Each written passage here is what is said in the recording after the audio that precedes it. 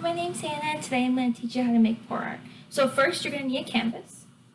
You're going to need some plastic spoons, some soap, painter's tape, plastic cups, and acrylic paint. Right here I have white, which is what you're going to want as a base, so always get one container of that. I got silver gray, I got purple, and then I got a black. And this is 2 fluid ounces of acrylic paint. You can get it from Michael's, Target, anything like that. Just make sure it's acrylic paint. That's what works best. So what I did first is I filled each of the paints, poured them into the cup. I did half of the bottles of the gray and the purple, and then I did a full bottle of white. That makes sure that it's going to spread on the canvas better. And then I did less than half a bottle of black, because if you put too much of the black in, it's going to mess up with the rest of the colors, and it's going to make a really gross color. So I put those in the container, and then I have a cup here of soapy water.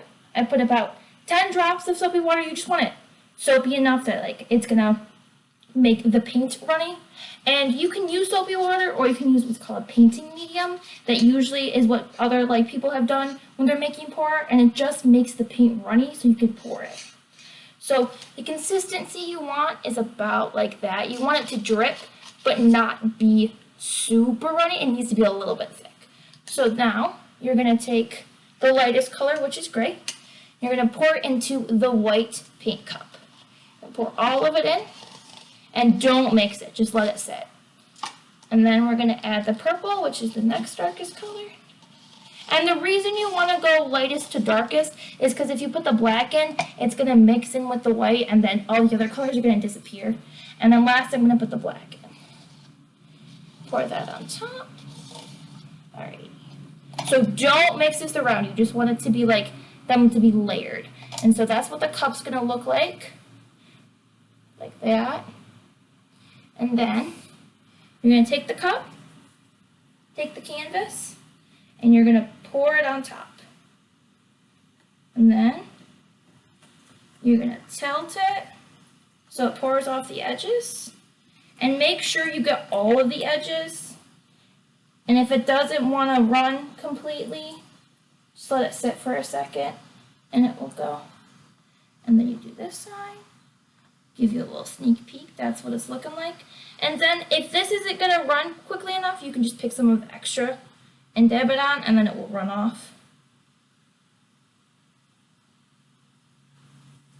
There you go. It's all gravity. Gravity is the best part of pour art. So I'm going to let that go. And what's best, you don't have to do it, but you can tape the back of the canvas so you don't get all of the paint here, because if you get the paint here, then it's going to take a while for it to dry, and it's going to be weird if you're trying to hang it up on anything. So add a little bit more on the side so it drips. And then another technique is you can just bang it on the surface very gently. Make sure you have a tarp down. Don't just do it on hardwood or it's going to stain. And there you are. That's what it looks like. And it has that cool texture because it was pouring this way. So there's that one that I made. And this is another piece of art that I've made with the same method. And then I've even, for my friend's birthday, I did a pour art on the back and then put her picture on the front. So that's a cool design you can do for a Christmas or birthday present. So yeah, I did this a lot when I was during quarantine. I kind of picked up the habit. I really like it because it's hard to mess up. As long as you make sure that all of the paint is liquid enough that it will pour on the canvas, you can make so many different kinds and none of them look the same layer. And none of them look the same. You know, if you paint a picture, it can look the same, but if you do pour art, it can look different every single time, which is what I like. So, thank you, and thank you for watching.